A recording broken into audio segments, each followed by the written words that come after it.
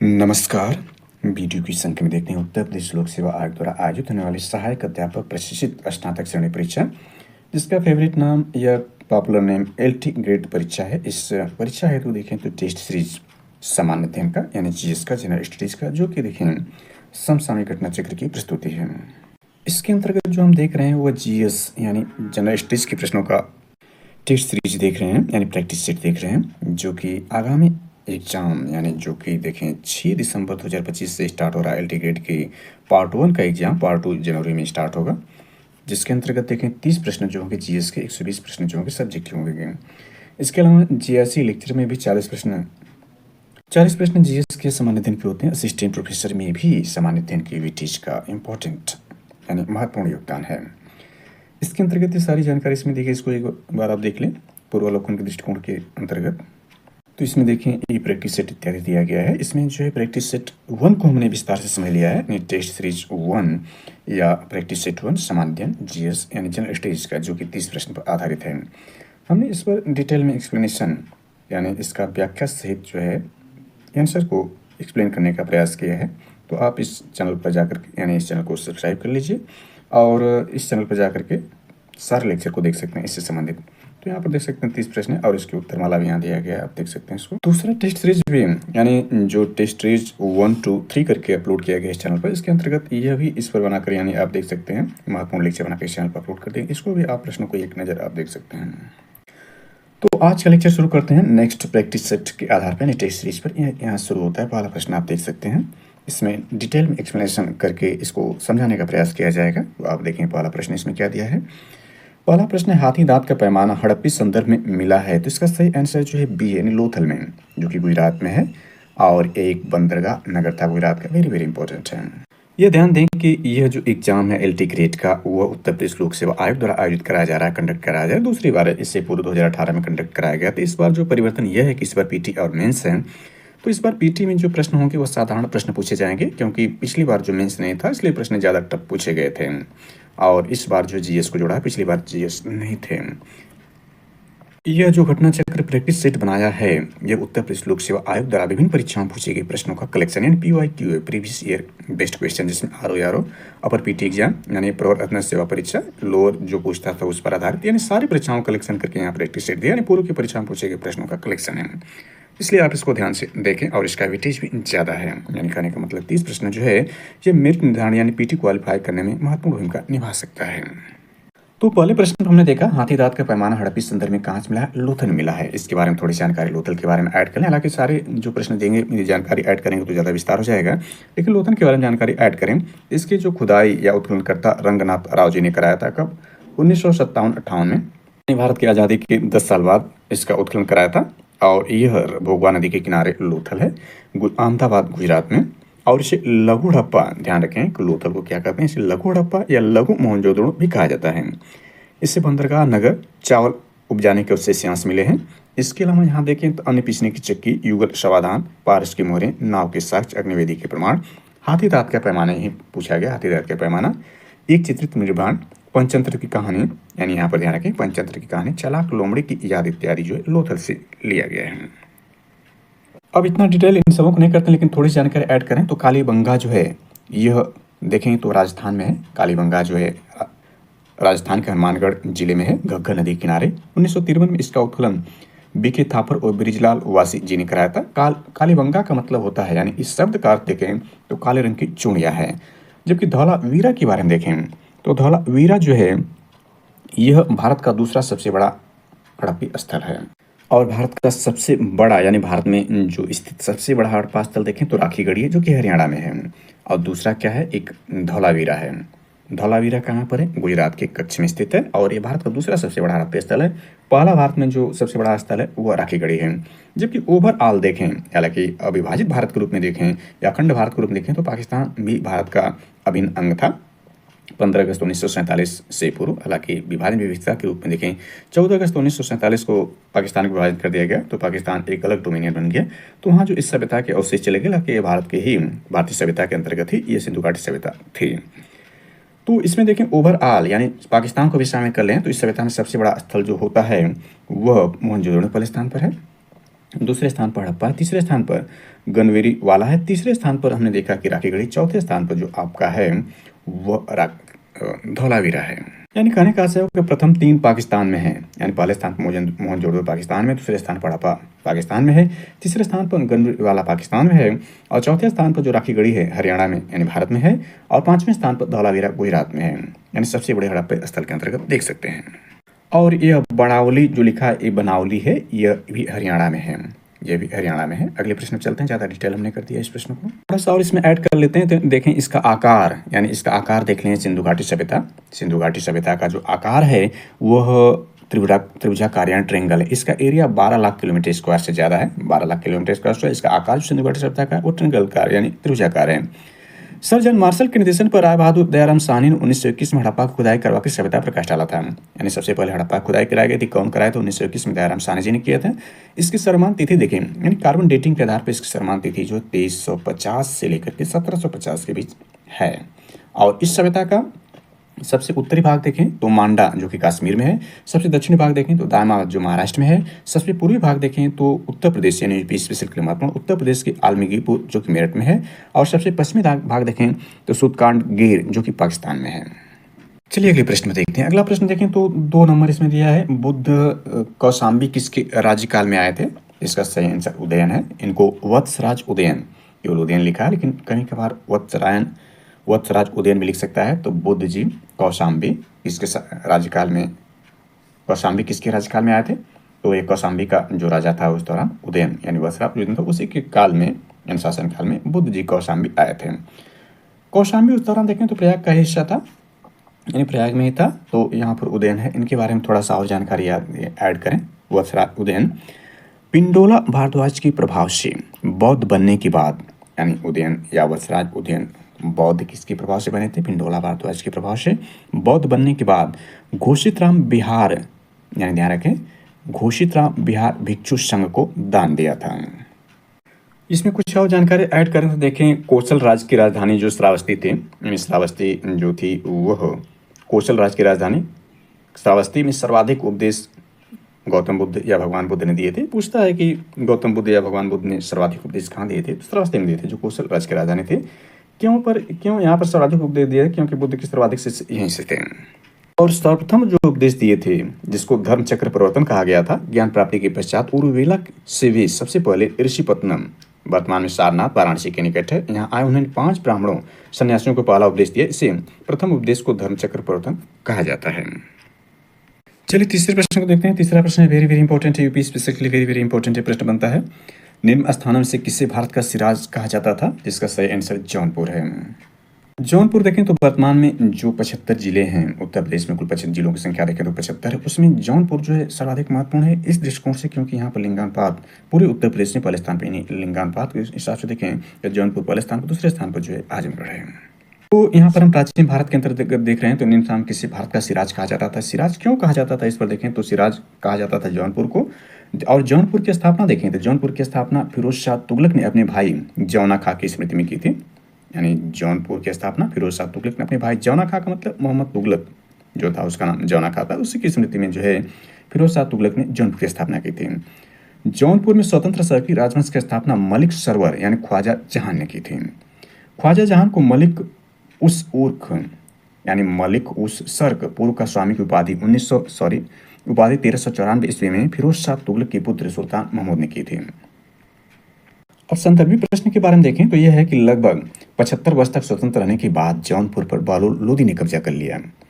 Cerci शासन के अंतर्गत, याद रखें सर्की शासन के अंतर्गत विशेषकर इब्राहिम शाह, यानी सर्की शासन के अंतर्गत विशेषकर इब्राहिम शाह के समय में जौनपुर में साहित्य एवं स्थापत्य कला के क्षेत्र में हुए विकास, यानी जौनपुर में क्या हुआ था? साहित्य एवं स्थापत्य कला के रूप में उल्लेखनीय विकास हुआ, जिस कारण जौनपुर को भारत का सिराज के नाम से जाना जाता है। यही प्रश्न पूछा है।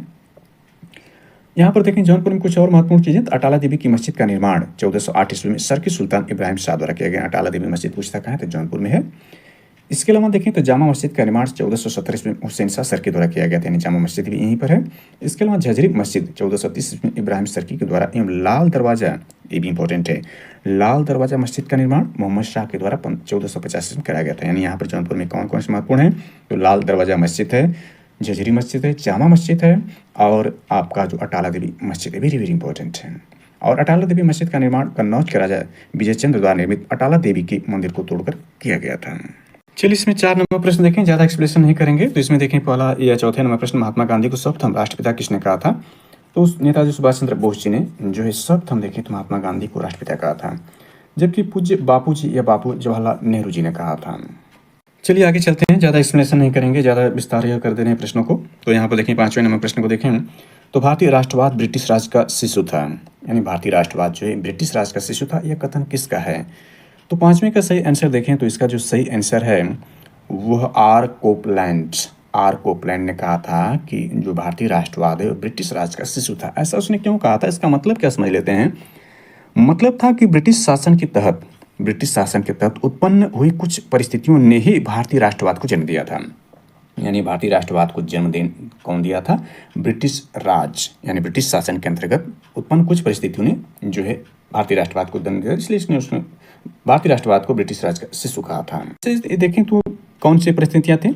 जैसे आर्थिक शोषण, राजनीतिक एकता के अभाव, यानी आर्थिक शोषण चल रहा था, राजनीतिक एकता का अभाव था, यानी राजनीतिक एकता के अभाव से असंतोष पैदा हुआ, जो अंततः राष्ट्रवाद के उदय का कारण बना था।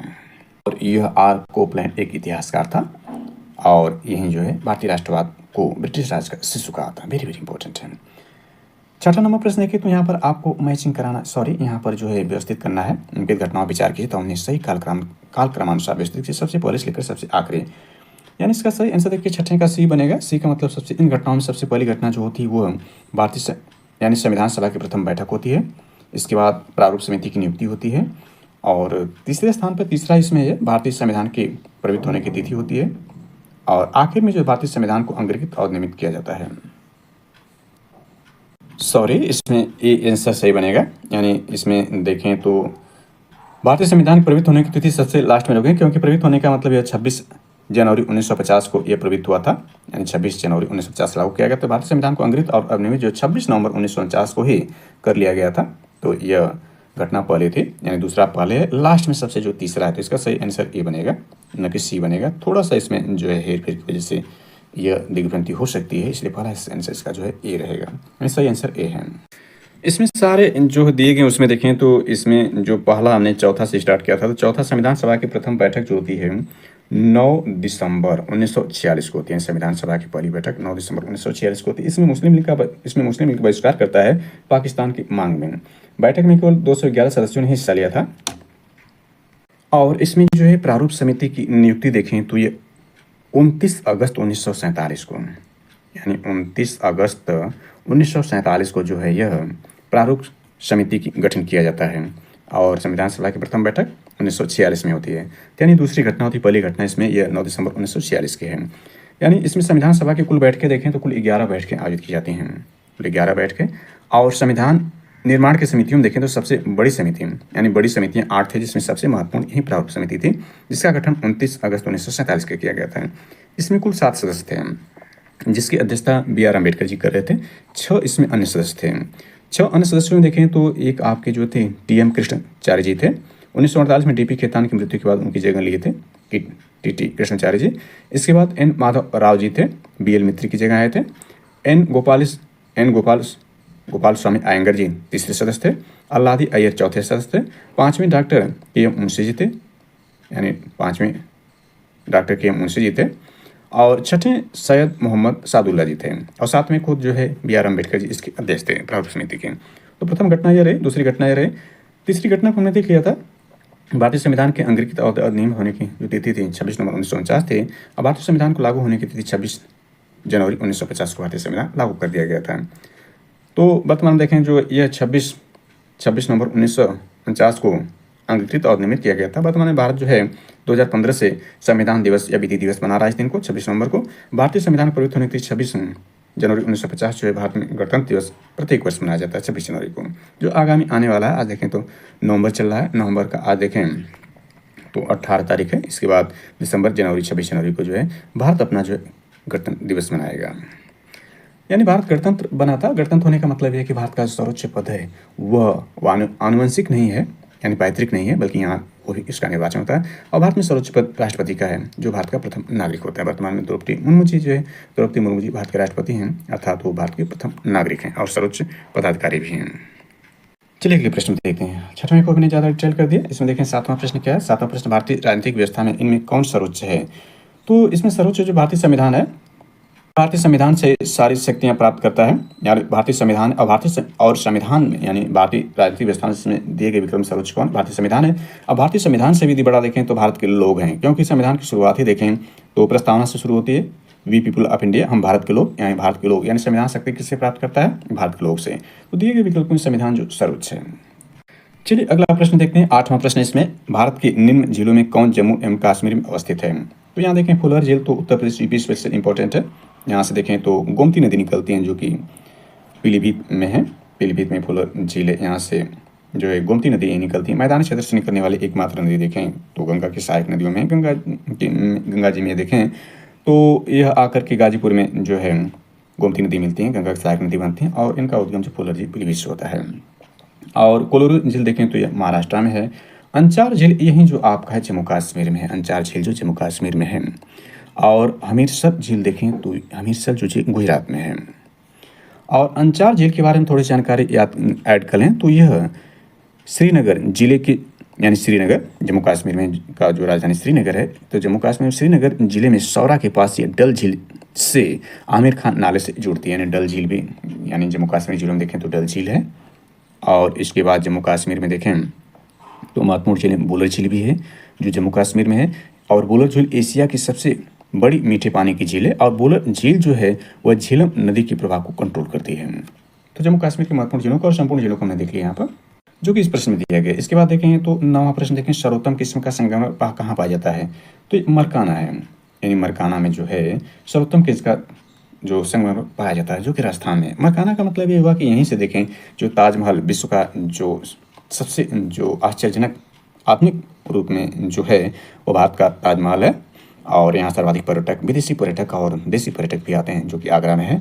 यह देखिए मरकाना पत्थर से जो है ताजमहल जो बनाया गया, संगमरमर का उपयोग किया गया, मरकाना के जो है सर्वोत्तम किस्म संगमरमर का प्रयोग किया गया है। चलिए अगले प्रश्न देखते हैं, इसको ज़्यादा डिटेल नहीं करते हैं। इसके बाद अगला देखें तो 10 नंबर प्रश्न बनता है। 10 नंबर प्रश्न है, निम्नलिखित देशों में से किसे झीलों की वाटिका कहा जाता है। वाटिका मतलब यहाँ गार्डन से है, झीलों की वाटिका या झीलों का देश, याद रखें झीलों का देश या झीलों की वाटिका कहते हैं। Garden of lake, garden of lake किसे कहा जाता है, तो ये फिनलैंड है, फिनलैंड को कहा जाता है। यह यानी झीलों की वाटिका या झीलों का देश फिनलैंड को कहते हैं। क्यों कहते हैं, इसे 1000 झीलों की भूमि के नाम से भी जाना जाता है। यहाँ कितनी झीलें हैं तो देखें 1,87,888 से ज़्यादा झीलें फिनलैंड में हैं और 1,78,917 द्वीप यहाँ पर हैं फिनलैंड में। तो इसे गार्डन ऑफ लेक के नाम से फिनलैंड को जाना जाता है, जो कि यूरोपीय देश फिनलैंड है। फिनलैंड देखें तो अक्सर जो सूचकांक, प्रसन्नता सूचकांक इत्यादि जो सूचकांक आता है उसमें पहले या दूसरे स्थान पर रहता है। कुछ चीज़ों में जो है पहले स्थान बना रहता है। समसामयिक रूप से बहुत महत्वपूर्ण देश यूरोप का और पूरे विश्व में भी ज़्यादा हैसियत रखता है। तो याद रखें कि इसे झीलों की वाटिका या झीलों का देश या गार्डन ऑफ लेक के नाम से भी जाना जाता है। जबकि भारत के संदर्भ में देखें विश्व में झीलों की वाटिका, तो यह कहा गया यदि भारत के संदर्भ में इसी प्रश्न को पूछ दें, भारत के संदर्भ में पूछेगा तो आप याद रखें कि भारत में राजस्थान के उदयपुर शहर को, भारत में राजस्थान के उदयपुर शहर को अक्सर झीलों का शहर, यानी झीलों का शहर पूछेगा भारत के संदर्भ में, तो राजस्थान में जो उदयपुर है उसे झीलों का शहर कहते हैं, सिटी ऑफ लेक के नाम से जानते हैं। 11 नंबर देखें, विश्व का धान जिन बैंक कहाँ स्थित है, यानी विश्व में जो धान जिन बैंक कहाँ, तो फिलीपींस में है। यानी धान जिन बैंक या चावल जिन बैंक के नाम से भी जानेंगे, जो कि फिलीपींस में है। और याद रखें कि यह जो है, जबकि इसको भी भारत के संदर्भ में देखें तो राष्ट्रीय जीन बैंक, यानी भारत में जो है राष्ट्रीय जीन बैंक कहाँ पर है, न्यू दिल्ली में, यानी भारत की राजधानी न्यू दिल्ली में, जो कि जिसकी स्थापना 1996 में की गई थी। एक अद्वितीय जीन बैंक जो है लद्दाख में, यानी लद्दाख केंद्र शासित प्रदेश है, वहाँ पर भी स्थापित किया गया है। चलिए अगला देखते हैं 12 नंबर प्रश्न, निम्नलिखित में से किस द्वीप समूह को शिप द्वीप कहा जाता है। यहाँ शिप का मतलब जो है जहाज से भी हो सकता है, लेकिन यहाँ शिप भेड़ से है, यानी किस द्वीप को भेड़ द्वीप के नाम से जाना जाता है, क्योंकि इसमें अलग अलग द्वीप देखें। जो कनारी द्वीप है, यानी कनारी द्वीप जो है अटलांटिक महासागर में, इसे कुत्तों का द्वीप यानी डॉग आइलैंड के नाम से जानते हैं। यानी कनारी द्वीप कहाँ पर, अटलांटिक महासागर में, कुत्तों के द्वीप के नाम से जाना जाता है। मदिरा द्वीप देखें तो ये भी अटलांटिक महासागर में है, अटलांटिक महासागर में ये भी है और ये अनंत बसंत का द्वीप के नाम से जाना जाता है। मदिरा और फेरो यही जो है शिप द्वीप या भेड़ों के द्वीप के नाम से जाना जाता है। जबकि वेलिंगटन देखें तो ये भारत में है, याद रखें कि ये भारत में वेलिंगटन द्वीप है, जो कि 1930 के दशक में जो गवर्नर जनरल लॉर्ड वेलिंगटन था उसके नाम पर जो है वेलिंगटन द्वीप का नाम रखा गया था। यह मानव निर्मित झील है जो कि वर्तमान में केरला में है। तो संदर्भित प्रश्न के हिसाब से द्वीप द्वीप किसको कहा जाएगा? फरो द्वीप को कहा जाएगा। फरो द्वीप को जो है शिप द्वीप। इसको शिप द्वीप क्यों कहते हैं? क्योंकि यहाँ पर देखें भेड़ों की संख्या देखें तो 70,000 से ज़्यादा यहाँ भेड़ें हैं, लेकिन मानव आबादी देखें तो वह लगभग 20,000 है। यानी 20,000 के आसपास जो आपके यहाँ भेड़ें और 70,000 से ज़्यादा जो भेड़ें हैं, इसलिए इसको जो है शिप द्वीप के नाम से जानते हैं। 13वां प्रश्न देखें, दूरदर्शन के संकेत एक निश्चित दूरी के बाद नहीं मिल सकते क्योंकि? इसमें सबसे अच्छा आंसर जो है पृथ्वी की सतह वक्राकार है। पृथ्वी सतह वक्राकार की वजह से एक निश्चित दूरी के बाद जो है दूरदर्शन, जो कि अल्ट्रावायलेट दूरदर्शन होता है, अल्ट्रावायलेट रेज किरणों का उपयोग दूरदर्शन या रिमोट कंट्रोल के द्वारा होता है। तो पृथ्वी की सतह वक्राकार होने के बाद एक निश्चित दूरी के बाद जो सिग्नल नहीं मिलेंगे। संकेत दुर्बल, इसका कोई मतलब नहीं। एंटीना दुर्बल कोई मतलब, वायु संकेत को शोषित कर लेते, ये भी कोई मतलब नहीं। लेकिन यह सर्वाधिक सर्वश्रेष्ठ आंसर है और यही इसका आंसर है, क्योंकि पृथ्वी जो है पृथ्वी की सतह वक्राकार है। चलिए अगला देखते हैं। 14 नंबर, खगोलीय दूरदर्शी से बना प्रतिबिंब होता है। 14 नंबर में यहाँ ध्यान दें, खगोलीय दूरदर्शी जो होता है इसमें 2 लेंस लगे होते हैं। तो पहला जो लेंस जो होता है, खगोलीय का मतलब दूर टेलीस्कोप, यानी जो दूर एस्ट्रोनॉमिकल टेलीस्कोप है, दूर की वस्तुओं को देखना है, तो इसमें 2 जो लेंस लगे होते हैं। पहला लेंस ये करता है कि यह इसका सबसे यानी छोटा और वास्तविक, यानी सबसे पहले वास्तविक व उल्टा इमेज बना देता है, यानी छोटा बना देता है। दूसरा जो जिसको हम देखते हैं, इससे आभासी व बड़ा इमेज बनता है, आभासी और बड़ा इमेज बनाता है, यानी फाइनली जो इसका बनता है आभासी व बड़ा इमेज बनता है। तो आभासी और बड़ा कहाँ पर है? तो काल्पनिक बड़ा 20 का आंसर सही हो जाएगा। और 15 नंबर, निम्नलिखित में से कौन सा बहुलक जैव निम्नलिखित नहीं है? थोड़ा सा ऊपर वाले प्रश्न को एक्सप्लेनेशन थोड़ा कर लेते हैं। खगोलीय दूरदर्शी के बारे में देखें, यानी यहाँ दूरबीन या टेलीस्कोप के बारे में कह रहा, थोड़ी जानकारी इसमें ऐड कर लें। तो दूरबीन का मतलब होता है, दूरबीन एक ऐसा प्रकाशीय तंत्र जिसकी सहायता से आकाशीय पिंडों अथवा बहुत अधिक दूरी पर स्थित वस्तुओं को आसानी से स्पष्ट देखा जा सकता है। दूरबीन 2 प्रकार के होते हैं, अपवर्तक दूरबीन या रिफ्लेक्टिंग टेलीस्कोप, दूसरा परावर्तक दूरबीन। अपवर्तक दूरबीन ये 3 प्रकार का होता है, इसी के अंतर्गत खगोलीय दूरबीन है। यानी खगोलीय दूरबीन ये पूछेगा तो है क्या? यह आपका अपवर्तक दूरबीन है। एस्ट्रोनॉमिकल टेलीस्कोप इसी का उदाहरण है। पार्थिव दूरबीन होता है, टेरेस्ट्रियल टेलीस्कोप होता है, गैलीलियन दूरबीन या गैलीलियन टेलीस्कोप है। खगोलीय दूरबीन देखें जिसका निर्माण डेनमार्क के ज्योतिष शास्त्री केपलर के द्वारा 1911 में किया गया था।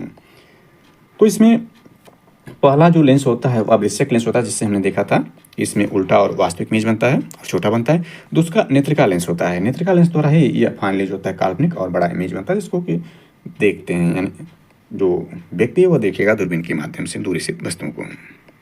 चलिए अगले प्रश्न को देखते हैं, ज़्यादा डिटेल निकल। इसके बाद 15 नंबर देखें, निम्नलिखित में से कौन सा बहुलक जैव निम्नलिखित नहीं है, यानी बायो डिकम्पोजिशन नहीं है, यानी इसको बायो डिकम्पोजिशन नहीं किया जा सकता है। तो पीवीसी है, पीवीसी, यानी पीवीसी का पूर्ण रूप देखें तो पॉलीविनाइल क्लोराइड, यानी पॉलीविनाइल क्लोराइड को पीवीसी कहते हैं। और यह प्लास्टिक है, रबड़ नहीं है। पीवीसी क्या है? एक प्लास्टिक, रबड़ नहीं है, ध्यान रखना है इसका। और यह जैव निम्नलिखित नहीं है। जैव निम्नलिखित का मतलब इसको जीव जो है विघटित करके अन्य पदार्थों में नहीं तोड़ सकते हैं। और इस यूजेज कहाँ, इसका प्रयोग कहाँ करते हैं? तो जैसे पाइप में, खिड़की में, फ्रेम में, फर्श में, चिकित्सा उपकरण इत्यादि में इसका प्रयोग किया जाता है। चलिए 16 नंबर देखें, तो यह में किस कोशिकांग को कोशिका का पावर हाउस कहते हैं? Very very important. माइटोकॉन्ड्रिया जो है इसको कोशिका का पावर हाउस कहा जाता है। चलिए अगला प्रश्न देखते हैं, इसको एक्सप्लेनेशन ज़्यादा नहीं करते हैं। इसमें याद रखें कि कोशिका का पावर हाउस पूछेगा, कोशिका का पावर माइटोकॉन्ड्रिया कहा जाता है। अगला देखें, निम्नलिखित में से कौन सा यौगिक एक विटामिन नहीं है? तो इसमें जो थायरॉक्सिन है ये विटामिन नहीं है बल्कि एक हार्मोन्स है, और थायराइड ग्रंथि द्वारा हार्मोन्स उत्पन्न होता है। थायरॉक्सिन जो है ये एक हार्मोन्स है और थायराइड ग्रंथि द्वारा उत्पन्न किया जाता है। जबकि इसमें देखिए नियासिन, यानी पहला जो नियासिन लिखा है इसको निकोटिनामाइड कहा जाता है। ये विटामिन B3 का वैज्ञानिक नाम या केमिकल नेम है, विटामिन B3 का। इसके बाद देखें रिबोफ्लेविन, देखें तो विटामिन B2 का रासायनिक नाम है, वैज्ञानिक नाम है। पायरिडॉक्सिन के बारे में देखें तो ये विटामिन B6 का वैज्ञानिक नाम या रासायनिक नाम यह है। जबकि थायरॉक्सिन जो है आपका थायराइड ग्रंथि द्वारा उत्पन्न वाला हार्मोन्स है। चलिए 18 नंबर प्रश्न देखें, पौधों में गुठी लगाने कार्य किस उद्देश्य की पूर्ति हेतु किया जाता है? यानी 18 का सही आंसर देखें तो पौधों में गुठी लगाने का कार्य, इसको गुठी का मतलब एयर लेयरिंग भी कहते हैं, यानी गुठी लगाने का कार्य जो होता है यह एयर लेयरिंग कहते हैं। इसका उद्देश्य कायिक प्रवर्धन होता है। कायिक प्रवर्धन का मतलब ये हुआ कीटों के नियंत्रण हेतु नियंत्रण गलत है। वानस्पतिक प्रसारण के लिए बीजों के अंकुरण हेतु खरपतवार के नियंत्रण हेतु ये गलत है।